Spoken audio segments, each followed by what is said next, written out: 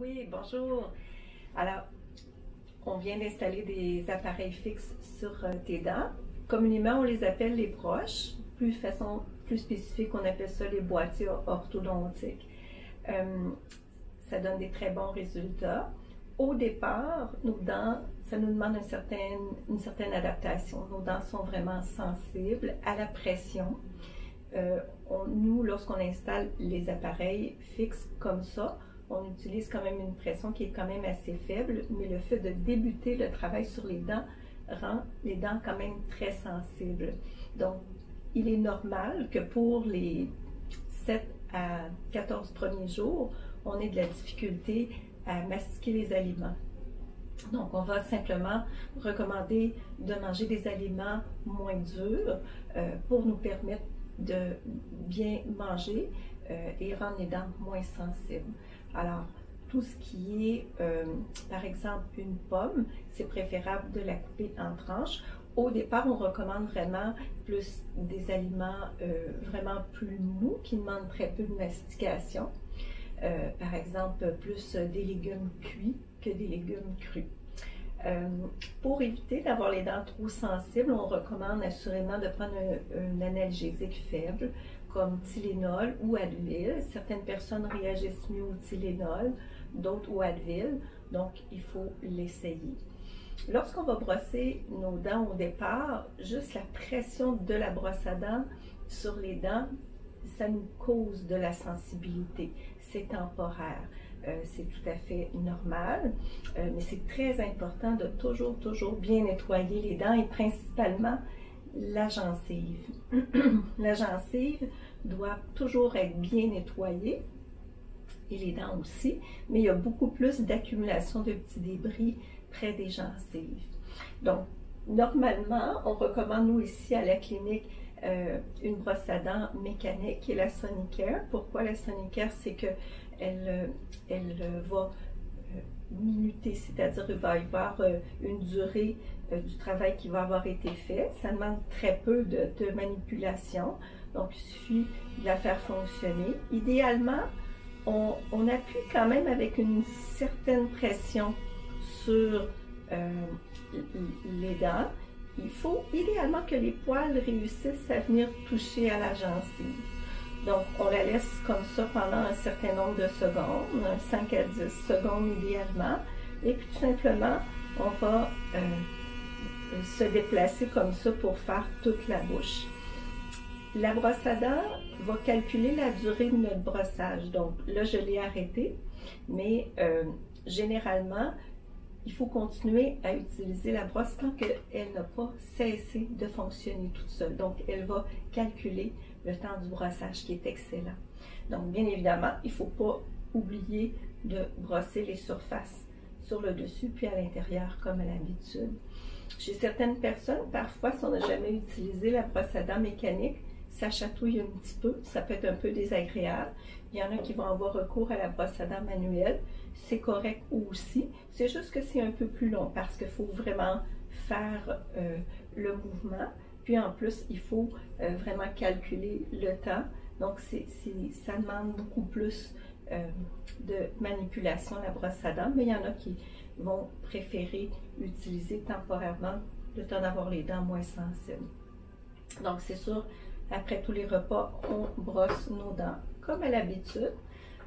Et idéalement, une fois par jour, on peut le faire plus au besoin, ça peut être 2 fois par jour. On va utiliser une petite brossette dans la trousse qu'on vous a remis au départ. Il y a différentes grosseurs généralement. Celle-ci, c'est une brossette qui est quand même très facile d'utilisation. Celle-ci est un plus petit diamètre. Donc, on l'a repris légèrement comme ça à partir d'ici. Puis, ce qui est important, c'est vraiment d'aller dans les zones où on veut être certain d'avoir bien nettoyé. On n'utilise pas de dentifrice sur cette brosse à dents-là. On le fait après avoir fait la brosse à dents mécanique. Ça ici, c'est vraiment pour aller déloger ou aller vérifier dans les petits endroits plus très précis pour être sûr qu'on a enlevé partout dans les endroits où il s'accumule les petits débris. Parce que il ne faut pas que sous la gencive, il y ait des débris ou de la plaque dentaire. Parce que quand on pousse les dents, ça va créer une douleur, une pression à la gencive. La gencive peut même saigner si on ne les enlève pas correctement régulièrement. Donc, alors, idéalement, au moins une fois par jour, on la passe vraiment entre les dents comme ça. Et idéalement, près des gencives ou sous les petits crochets. Sur notre site internet, on a même une vidéo dans les vidéos conseils où on va utiliser, où on va démontrer la brossette ici, brossette interdentaire. Donc, on a des petites explications additionnelles. Le dentifrice, on n'en avait pas parlé. Il faut utiliser un dentifrice idéalement fluoré. Certaines personnes vont utiliser des dentifrices aussi contre le tartre, tout dépendant des besoins. Un excellent dentifrice, c'est de Colgate. C'est vraiment un dentifrice qui a plus de fluorure. Alors, on réduit la sensibilité des dents et on va assurer de réduire les décalcifications ou les zones qui pourraient y avoir des caries potentielles. Vous pouvez vous le procurer en pharmacie. C'est un excellent dentifrice, on le recommande fortement. Au moins l'utiliser une fois par jour. Concernant la soie dentaire, c'est pas tous les gens qui la passent. C'est certain qu'avec les appareils, c'est encore plus important parce que justement, il ne faut pas qu'il y ait de petits débris sous la gencive. Étant donné que les fils qui relient les dents empêchent de passer la soie dentaire comme à l'habitude, on va souvent recommander ce que l'on appelle un enfilaire. Donc, on va vous avoir remis des enfilaires comme ça. Il y a des gens qui vont utiliser aussi une soie dentaire qu'on appelle une superfloss. C'est une soie dentaire qui est vendue directement avec un petit embout plus rigide comme ça. Le but de ça, c'est d'être capable d'aller enfiler derrière le fil orthodontique comme ça. Donc, nous, à la clinique, on vous a remis vraiment le système avec l'enfilaire. Moi, j'utilise toujours mon pouce comme ça pour replier, pour faire un petit effet de crochet. C'est plus facile d'aller chercher le petit bout. Tout simplement, on peut passer notre soie dentaire comme ça, comme un fil dans une aiguille. Certaines personnes vont faire un petit nœud. Moi, je préfère ne pas en faire. Et en fait, lorsqu'on passe la soie dentaire, le but, c'est d'aller pouvoir insérer la soie dentaire derrière le fil orthodontique. Et là, on va être capable d'aller remonter comme à l'habitude pour passer la soie dentaire. Ce qui est important avec la soie dentaire, c'est qu'il faut remonter vraiment le plus haut sous la gencive, pas simplement où se touchent les dents. Parce que les débris les plus importants ou les plus néfastes sont situés le plus sous la gencive. Donc, il faut aller passer la soie dentaire sous la gencive. Tout simplement parce que, comme on expliquait tout à l'heure, quand on fait une pression, les petits débris peuvent se comprimer et les gencives peuvent devenir très sensibles. De la même façon, avec notre vidéo conseil, on a aussi la technique de la soie dentaire qui est expliquée et que si on ne la passe pas régulièrement, les gencives vont saigner. Donc, les gencives vont devenir très rouges, très gonflées. C'est inesthétique, c'est sensible et puis c'est très, très inconfortable aussi par la suite. Et en plus de ça, les dents se déplacent moins rapidement et les dents se déplacent plus difficilement. Donc, c'est vraiment, vraiment très important d'entretenir les dents et les gencives lors du brossage des appareils fixes. Donc, la soie dentaire, la brossette. Il y a aussi un autre petit truc qu'on peut vous suggérer. Ce sont des embouts pour les gens qui ont un petit peu plus de difficulté à utiliser la soie dentaire. Ce n'est pas tous les petits pics qui peuvent travailler. En passant, idéalement, on évite de passer la brossette à la place de la soie dentaire. On ne la passe pas entre les dents. La même chose pour les pics. C'est plus d'utiliser cette partie-ci. Personnellement, moi, je trouve que c'est une soie dentaire qui est un peu rigide, mais c'est que ça nous évite d'utiliser l'enfileur. Donc, il y a un bout qui est plus large, il y a un bout qui est plus plat ici, et c'est pour aider à passer la soie dentaire comme ça, sans avoir à l'enfiler. C'est un petit peu moins efficace parce que lorsqu'on passe la soie dentaire, généralement la soie dentaire, on ne la passe pas uniquement verticalement. La soie dentaire, généralement, on doit la passer pour aller épouser la forme des dents, qui est plus comme ronde dans la partie du haut, alors que cet outil-là va simplement faire un trait vertical. Mais ça peut dépanner, des fois chez certaines personnes qui manuellement sont moins à l'aise avec l'autre technique, mais faites-vous-en pas, la soie dentaire, surtout les premiers jours, c'est très douloureux de la passer. Donc, souvent, on va recommander, attendez 2-3 jours avant de passer la soie dentaire de façon très énergique, parce que la petite pression, c'est désagréable. Il ne faut pas se décourager, c'est vraiment, vraiment temporaire. Donc, dès que les dents sont moins sensibles, on doit s'adapter. Puis je vous dirais, moi j'en ai porté des broches, puis j'ai toujours passé ma soie dentaire. Puis les premiers jours, je trouvais ça un peu difficile, mais une fois qu'on est habitué, ça se passe très bien. Donc on la passe à tous les jours. Il reste à parler, on a parlé de l'inconfort, on va parler aussi de la nourriture. C'est certain qu'il y a des choses qui sont totalement proscrites. En fait, on sait très bien que dans notre domaine, il y en a qui n'écoutent pas toujours les consignes, mais mâcher de la gomme, il faut faire très attention parce que les forces qu'on applique sur les dents vont faire en sorte que les dents vont prendre beaucoup plus de temps à effectuer le même mouvement. C'est comme si le fait qu'on fait beaucoup de pression sur les dents, ça peut diminuer le travail que l'on souhaitait faire, ça peut déformer les fils. Aussi, mâcher beaucoup de gomme, c'est chez certaines personnes, ça peut leur donner des douleurs à la mâchoire temporairement. Le popcorn, ça c'est un autre élément qu'il faudrait vraiment éviter. Pourquoi?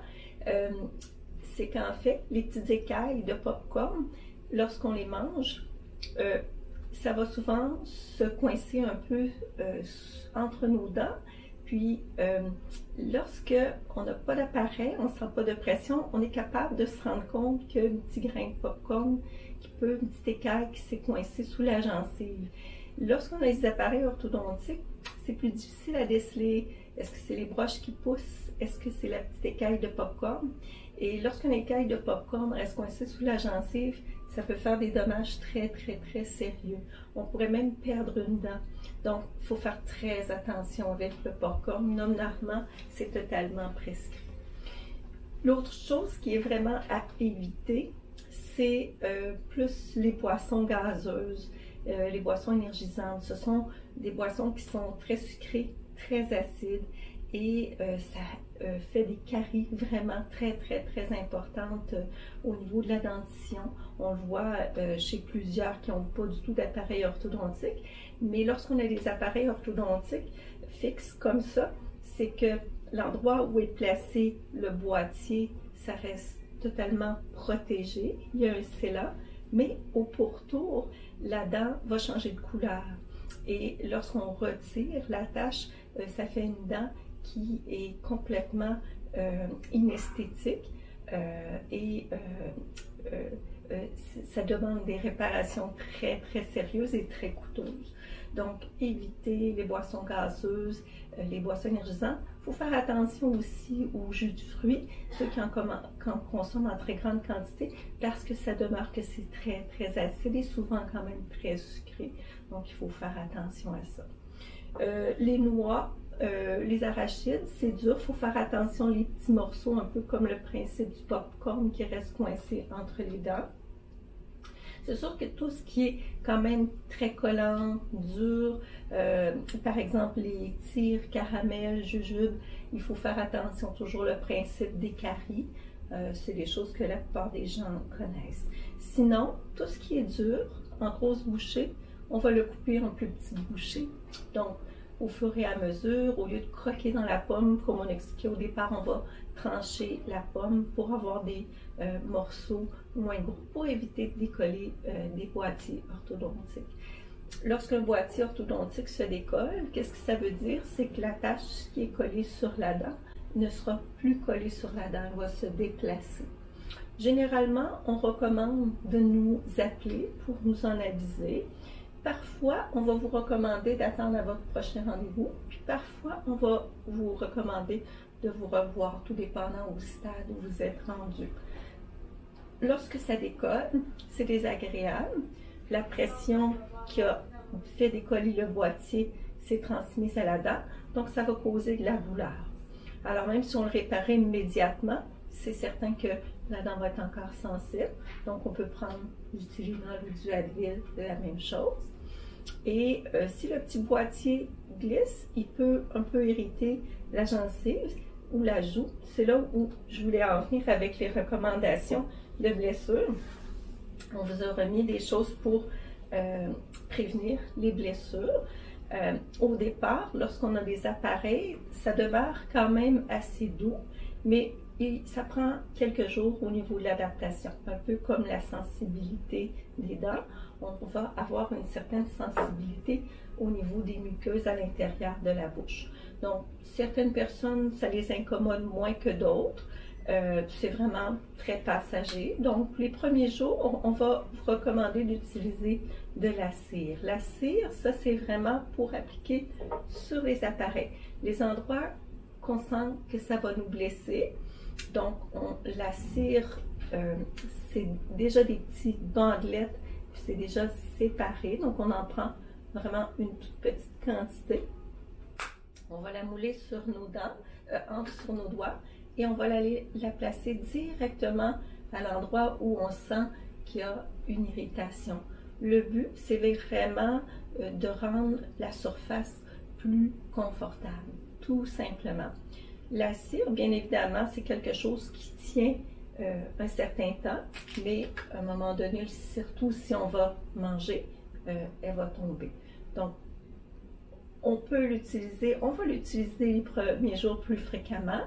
Puis la nuit, c'est certain que lorsqu'on va se coucher, lorsqu'on a déjà une blessure, d'en placer le soir au coucher, ça va prévenir que le matin, on se relève puis qu'on ait un petit peu plus d'irritation. Donc, c'est très temporaire. Au début, on utilise beaucoup, puis après, on a tellement pris l'habitude qu'on va l'utiliser vraiment très, très occasionnellement. Si vous avez une blessure à l'intérieur des joues, c'est certain qu'on recommande certains produits. On a quelques échantillons parfois qu'on peut vous remettre, tout dépendant de ce que nous avons. Il y a des gels d'acide hyaluronique. Il y a aussi, dans l'autre compagnie, de gomme, c'est un gel buccal. C'est des gels qui vont soulager la bouche pour les blessures, un peu pour qu'on se sente plus confortable plus rapidement. Rincer la bouche avec de l'eau salée, c'est quelque chose qui peut aider beaucoup aussi. Donc, on vous a remis les informations sur nos recommandations écrites aussi. Donc, une cuillère à thé de sel dans une tasse d'eau. On va se rincer la bouche. Ça l'aide à désinfecter notre bouche là, pour éviter là, que ça s'irrite davantage. On vous a remis aussi une prescription. Ça, c'est vraiment en cas où ça devenait encore plus irrité sur les joues. Il y a un petit anti-inflammatoire dans l'onguent et ça va aider vraiment à guérir un petit peu plus rapidement. Je pense qu'on a fait pas mal le tour. Bien évidemment, lorsque on vous explique tout ça, ça prend un certain temps à s'adapter. N'hésitez pas à nous poser des questions. On vous recommande, c'est certain, de prendre votre prochain rendez-vous pour qu'on puisse faire un suivi. Si vous avez des questions concernant l'hygiène, on va pouvoir reviser ça avec vous. Si vous avez aussi des questions, on peut utiliser le site internet. Il y a beaucoup d'informations. Merci et c'est bien parti!